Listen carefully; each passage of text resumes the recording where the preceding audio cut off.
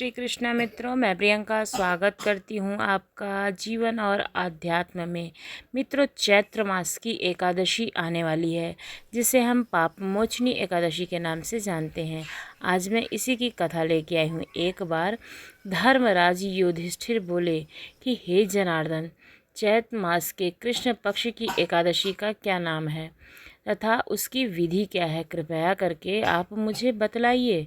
तब भगवान श्री कृष्ण बोलते हैं कि हे राजन, चैत्र मास के कृष्ण पक्ष की एकादशी का नाम पाप मोचनी एकादशी है। इसके व्रत के प्रभाव से मनुष्य के सभी पापों का नाश होता है।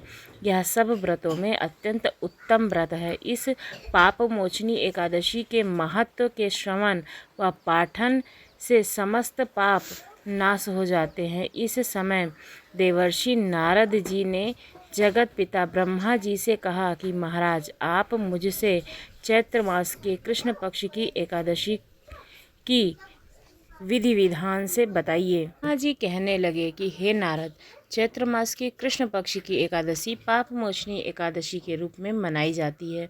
इस दिन भगवान विष्णु का पूजन किया जाता है। इनकी कथा के अनुसार प्राचीन समय में चित्ररथ नाम का एक रामणीय वन था।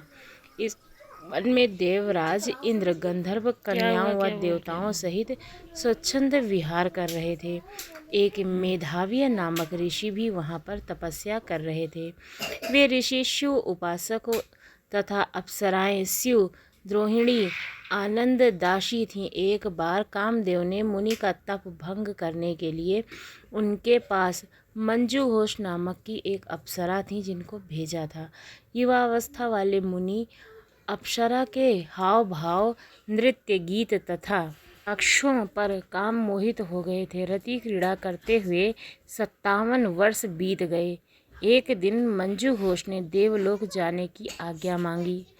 उसने ऋषिवर से आज्ञा मांगी तो उसकी आज्ञा मांगने पर मुनि को भान आया और उन्होंने आत्मज्ञान हो गया कि मुझे रसातल में पहुंचने का एकमात्र कारण अप्सरा मंजू घोष ही है। क्रोधित होकर के उन्होंने मंजू घोष को पिशाचिनी होने का श्राप दे दिया।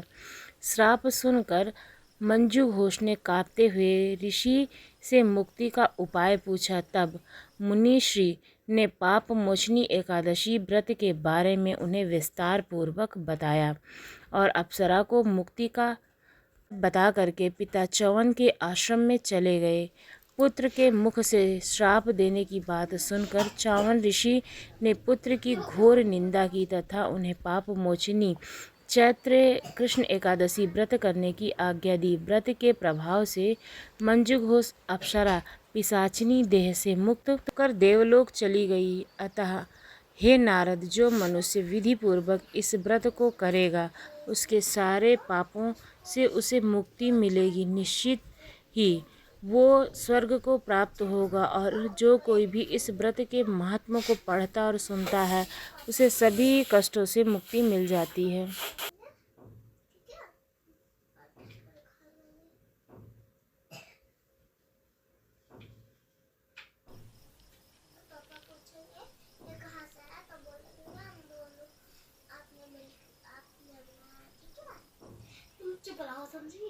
क्या हुआ, क्या बोल के रही हैं? बोल रही है पापा पूछ रहे हैं कहाँ से आया, वो बोलेंगे कि आपने मंगाया।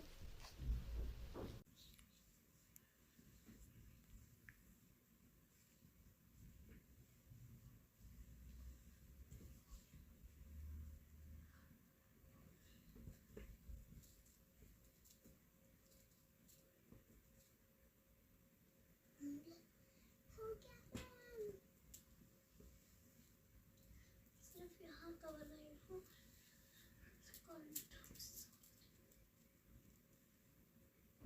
ये